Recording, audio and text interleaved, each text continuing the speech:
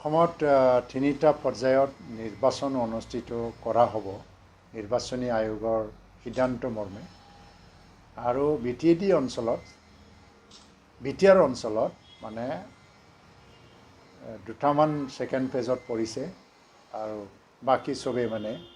তৃতীয় পেজত পৰিছে থাৰ্ড পেজত তো UPPL দলে আগন্তুক নিৰ্বাচনৰ কাৰণে সম্পূৰ্ণভাৱে প্ৰস্তুতি চলাই আছে আৰু এই নিৰ্বাচনত জয়ী হ'বৰ কাৰণে প্ৰস্তুত হৈছে সমগ্ৰ অসমত আজি মহাজোঁটৰ এটা হাৱা চলিছে কংগ্ৰেছ নেতৃত্বাধীন কংগ্ৰেছ AIUDF BPF আৰু অন্যান্য দলৰ মহাজোঁট আৰু বিজেপি নেতৃত্বাধীন যিটো মহাজোঁট আৰু অসম জাতীয় পৰিষদ বা ৰাজ্যৰ দল বা অন্যান্য দলৰ যিটো ভূমিকা যথেষ্ট মানে ছিগনিফিকেঞ্চ এটা আছেই তেনে ক্ষেত্ৰত আজি দেখিবলৈ যদি মানে ভালকৈ যদি বিশ্লেষণ কৰা যায় বিজেপি নেতৃত্বাধীন যিটো এটা এলায়েন্স এইটোৱে মষ্ট মানে ফৰ্মিডেবল এলায়েন্স আৰু যথেষ্ট শক্তিশালী এটা এলায়েন্স কংগ্ৰেছ AIUDF বা BPFৰ এলায়েন্সটো এটা অংকৰ এলায়েন্স হ'ব পাৰে কিন্তু ৰাজ্যৰ মাজত তাৰ প্ৰভাৱটো খুব বেছি নপৰিব বাকী জাতীয় পৰিষদ বা ৰাজ্যৰ দলৰ প্ৰভাৱ বিটিআৰ অঞ্চলত নাই তেওঁলোকে বিশেষ প্ৰভাৱ পৰি পেলাব নোৱাৰে তো সেইকাৰণে আজিৰ দিনত BJP AGP UPPL versus Congress নেতৃত্বাধীন যিটো alliance Congress AIUDF BPF alliance তাৰ মাজতে বিটিআৰ অঞ্চলত প্ৰতিদ্বন্দ্বিতাটো হ'ব যুদ্ধখন হ'ব সঞ্জীৱ তেনে ক্ষেত্ৰত বিজেপি নেতৃত্বাধীন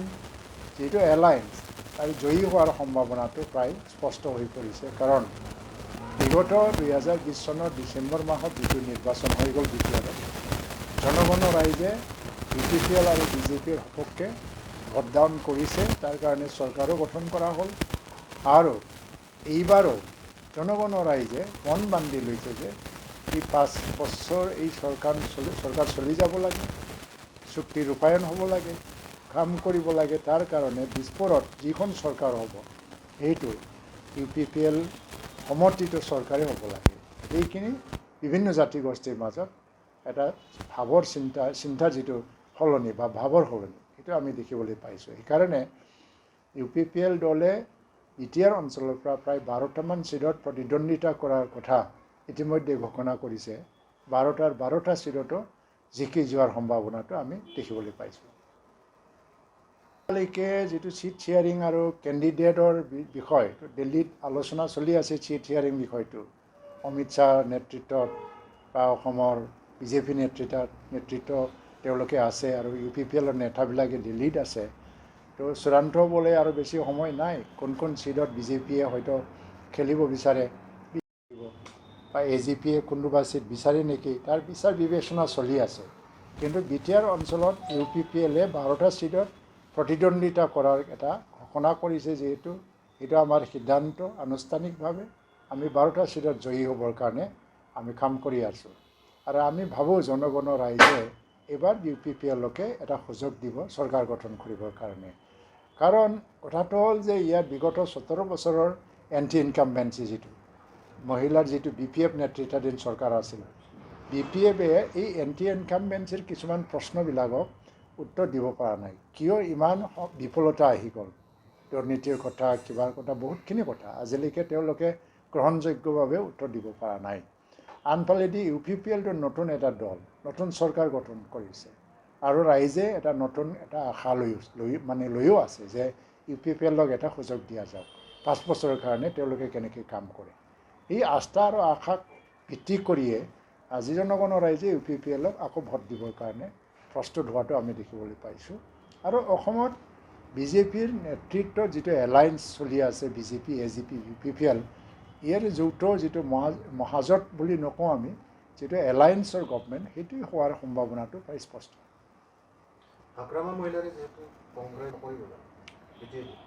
নহয় তেওঁ আগতেও হাগ্ৰামা কংগ্ৰেছৰ লগত আছিল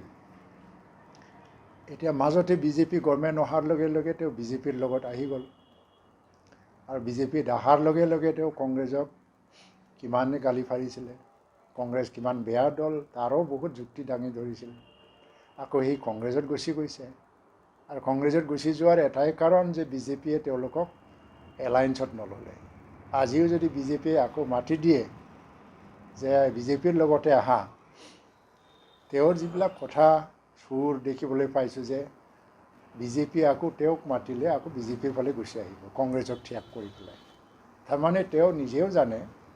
যে কংগ্ৰেছ মহাজোঁট বা UDF মহাজোঁটত সোমাই তাৰ যিটো সম্ভাৱনা, সেই সম্ভাৱনাটো ইমান শক্তিশালী হোৱা নাই। তেওঁ জানে যে কংগ্ৰেছ AIUDFৰ মহাজোঁট দক্ষিণ মানে অসম বা উত্তৰ অসম বা পূব অসমত কিছুমান ক্ষেত্ৰত কাম কৰিলেও BTR অঞ্চলত কাম নকৰে। কিন্তু সি বাধ্যত পৰি পেলাই মহাজোঁটত সোমাইছে। কিন্তু সি জানে নিজেও যে সি মহাজোঁটৰ প্ৰভাৱ BTR অঞ্চলত ইমান নাই, খুব বেছি নাই। সেইকাৰণে সি বিজেপিক আজি বেয়া পাই পেলাই গুচি যোৱা নাই, আদৰ্শগত কাৰণত গুচি যোৱা নাই। বিজেপিয়ে BPFক অন্যায় কৰিছে বুলিহে অভিযোগ দি পেলাই গুচি গৈছে, এটা আক্ষেপ প্ৰকাশ কৰি পেলাই গুচি গৈছে। আজিও যদি বিজেপিয়ে আকৌ মাতি পঠিয়ায়, তেতিয়া বিজেপিলৈ আকৌ গুচি অহাৰ এটা মন বা ইচ্ছাটো দেখিবলৈ পায় মানে হাগ্ৰামাৰ প্ৰতি। সেইকাৰণে এই কংগ্ৰেছ মহাজোঁটৰ এলায়েন্সটো লৈ পেলাই তেওঁ হাগ্ৰামা মহিলাৰী নিজেও ইমান আশাবাদী নহয়। আৰু যিটো দেখিছোঁ BTR অঞ্চলত দুই এটা সমষ্টিত এই মহাজোঁটৰ প্ৰভাৱটো কিছু হ'লেও পৰিব, কিন্তু বেছিভাগ সমষ্টিত